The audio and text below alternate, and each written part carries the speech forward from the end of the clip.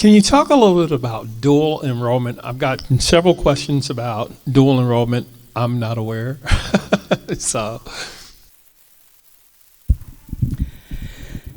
dual enrollment is where a student can receive high school credit and college credit at the same time.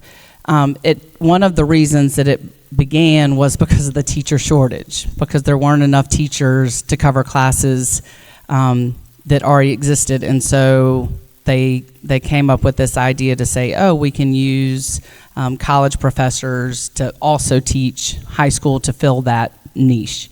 It started, I was at Ridgeview High School, as was my first teaching assignment at Richland 2, and we had professors from Midlands Tech come onto campus and teach English 101, 102, there was a psychology, those sort of courses. And it was great for a certain group of students. And I think that dual enrollment does have a place in schools, but it's not for everybody. And I think it also depends on, you have to really look closely at dual enrollment in schools in South Carolina, and you have to look at parents and students need to be aware of, which college or university the dual enrollment is affiliated with.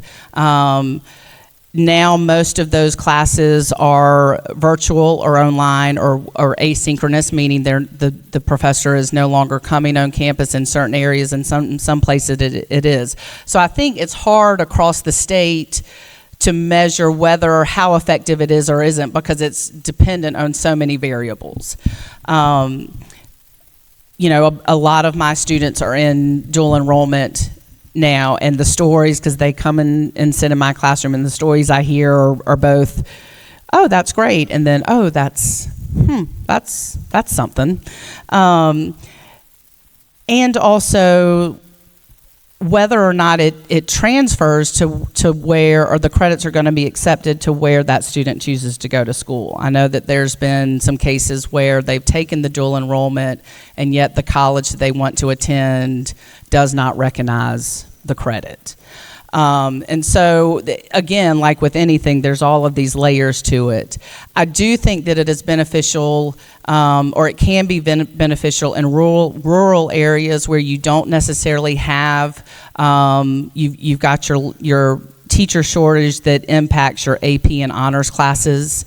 So I think that it can offer opportunities where students may not have access to those higher level classes. I think it's also beneficial, again, in rural areas where you just have, again, that access to opportunity, right? And then of course, if you can get those credits taken care of in high school, your college experience is less costly.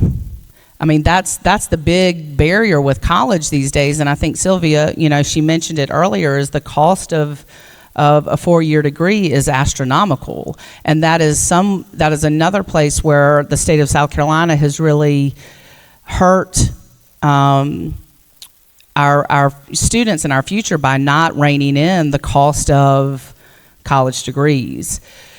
So I think that there's a place for it. Do I think that it meets the needs of all of our students? No, but that's where we provide, that's where we have really, by bringing, teachers and programs in, you want to meet the needs of all of your students. That's why we need strong tech programs. That's why we need strong CAPE programs. That's why we need to offer something for every student that comes through.